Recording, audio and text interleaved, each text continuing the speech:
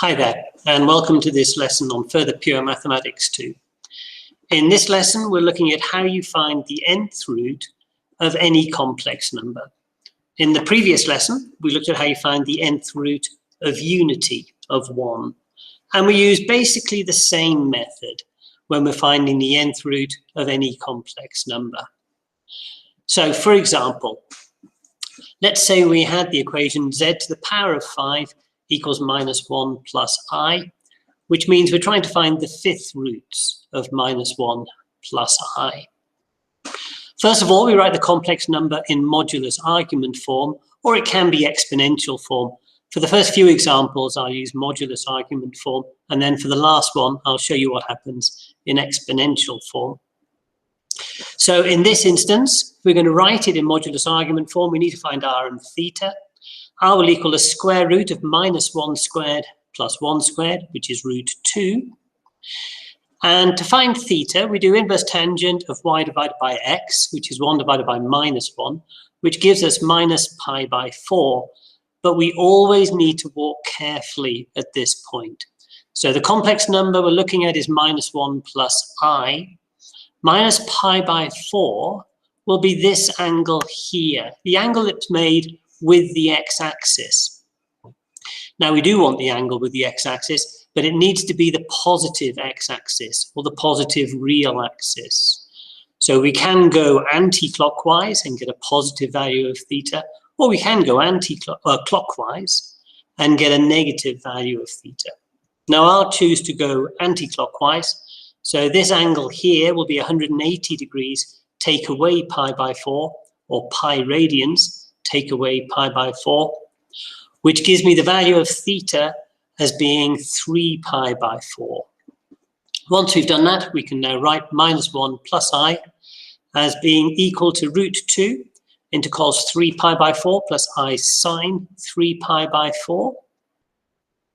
And then we let z in the equation, we let z equal r into cos theta plus I sine theta, the general complex number. And having done that, we can rewrite the question. So the question was z to the 5 equals minus 1 plus I. Z to the 5 becomes r into cos theta plus I sine theta to the 5. And we've just worked out what that complex number is, minus 1 plus I, in modulus argument form. And it's that. Having done that, the next thing we do is use de Moivre's theorem on the left-hand side. So the left-hand side becomes r to the power of 5 into cos 5 theta plus I sine 5 theta. We don't do anything with the right-hand side. And from here on, the question is all about working out what value r is and what value theta is. To find the value of r, we equate the two moduli. So we say the modulus of this must be the same as the modulus of this on the right-hand side. And to find the arguments, we do the same thing that we did with the nth roots of unity. We say that these arguments are either equal to each other, or they could differ by a multiple of 360 degrees, a multiple of 2 pi radians. And once we've said that, we'll then take values of k. Normally from 0 to 4 is the easiest thing to do. Any 5 consecutive integers would actually do, but 0 to 4 in this case is certainly the simplest thing to do, to find the 5 different arguments. So first of all, equating the moduli, r to the 5 here on the left must equal root 2. That means we need to find the fifth root of the square root of 2. Well, that'll be 2 to the power of 1 over 10. Then we say that the arguments are either equal or differ by a multiple of 2 pi. So 5 theta on the left here must equal 3 pi by 4 on the right here, plus some multiple of 2 pi radians. Moving the 5 across, that gives us theta equals all of this divided by 5.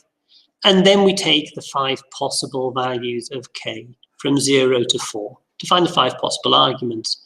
K is 0, we'll get 3 pi by 20. If k is 1, we get 11 pi by 20. K is 2, we get this. If k is 3, we get this. And if k is 4, we get this. So those are the 5 possible arguments. That gives us 5 possible solutions. So the first one is 2 to the power of 1 over 10 into cos 3 pi over 20 plus I sine 3 pi by 20. The second one is this, the third one is this, the fourth one is this, and the fifth one is this. So those are the 5 possible solutions. Those are the fifth roots of -1 plus I. Sketching them on an Argand diagram, well, you know that they're all going to be equally spaced. There's 5 of them, so you do 360 divided by 5, and that's the way that they will look on an Argand diagram. What I would normally do is find the first solution. You know, just roughly, these don't need to be drawn perfectly. You're not doing scales and axes, but find the first solution using your calculator, and then do 360 divided by 5, and you know they're going to be equally spaced. So you can then draw the other 4 solutions, but don't think it needs to be perfect. I've drawn the unit circle there just because when we were looking at the nth roots of unity, they all lay on the unit circle. Now you'll notice that these solutions are just outside the unit circle. Now they could be inside, they could be outside. The reason why they're just outside is because of the modulus here. The modulus is 2 to the power of 1 over 10, which is a number a little bit bigger than 1. It's about 1.07. And that's why the 5 solutions are just outside the unit circle. Okay, I'll let you have a go at an example yourself. In this one, you're asked to find the square roots of -1 minus root 3i, and then sketch the solutions on an Argand diagram using the method we were just using. Have a go yourself, pause the video, and come back to me again when you're ready. Okay, let's have a look at this.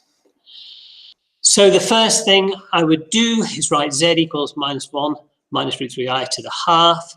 And so that it's exactly the same form as the last question, it does help if you square both sides, so that we've got z to the power of n is equal to some complex number. So z squared equals -1 minus root 3i. This -1 minus root 3i we then write in modulus argument form.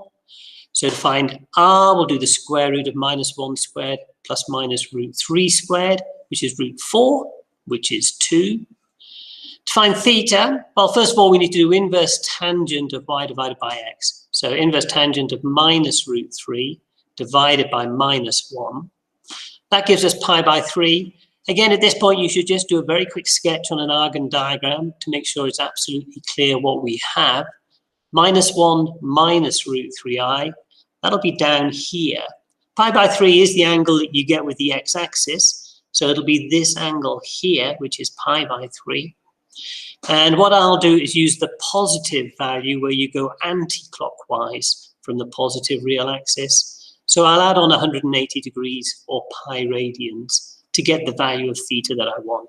So I need to do pi plus pi by 3, and that gives me 4 pi by 3 for the value of theta. I can now write this complex number in modulus argument form, and it'll equal 2 into cos 4 pi by 3 plus I sine 4 pi by 3. We then let z just equal the general complex number in modulus argument form. So we let z equal r into cos theta plus I sine theta. And the equation that we had back here, the rearranged equation anyway, z squared equals -1 minus root 3i, we then rewrite, substituting in z and substituting in what we've just found for -1 minus root 3i. So that's what the question becomes. We then use de Moivre's theorem to simplify that. So that becomes r squared into cos 2 theta plus I sine 2 theta, and we haven't done anything with the right-hand side. From here on, it's all about finding what does r equal, what does theta equal. To find r, we equate the two moduli, so r squared will equal 2, which means that r is equal to the square root of 2. To find theta, we equate the arguments. So we say 2 theta must equal 4 pi by 3, with a proviso that you could have to add some multiple of 360 degrees of 2 pi radians. So 2 theta equals 4 pi by 3 plus some multiple of 2 pi. Moving the 2 across will give us that. Now, we're only looking for two solutions because it's just the square root that we're looking for. So we'll only need to use values of k of 0 and 1. Taking k equals 0 gives us theta equals 2 pi by 3. Taking k equals 1 gives us theta equals 5 pi by 3. So we can now write down the two solutions in modulus argument form, and there'll be root 2 into cos 2 pi by 3 plus I sine 2 pi by 3, and root 2 into cos 5 pi by 3 plus I sine 5 pi by 3. We've been asked to sketch these on an Argand diagram. Now, in this instance, these are exact values, the cos of 2 pi by 3, cos of 5 pi by 3, and the sines. So because they're exact, it would make sense to actually work them out. And putting those numbers in the calculator, you'll get this, and then simplifying those, you can write down the answer more neatly in Cartesian form. So the first solution would be minus root 2 over 2 plus root 6 over 2i. And the second one is root 2 over 2 minus root 6 over 2i. Now, we've done that because the solutions of cos and sine are exact. If they're not exact, then just leave the solutions like they were before in modulus argument form rather than Cartesian form. Sketching those on an Argand diagram will give us that. We know they're going to be symmetric, so they're going to have to be 180 degrees apart from each other, or pi radians apart from each other. And the first one's up here, the second one is down there. Okay, this example, we'll work through it in exponential form. Now, the method is exactly the same. I'll let you have a go yourself first. Pause the video, try and do this, and then come back to me again when you're ready. Okay, let's have a look. So first of all, we write the complex number in exponential form, 2 minus 2 root 3i. And we still need to know the same things. We still need to know r, we still need to know theta. And r will equal the square root of 2 squared plus 2 root 3 squared, which is root 4 plus 12, which is root 16, which is 4. To find theta, we do inverse tangent of minus 2 root 3 divided by 2, and that gives us minus pi by 3. As always, it is wise just to do a quick sketch on an Argand diagram at this point.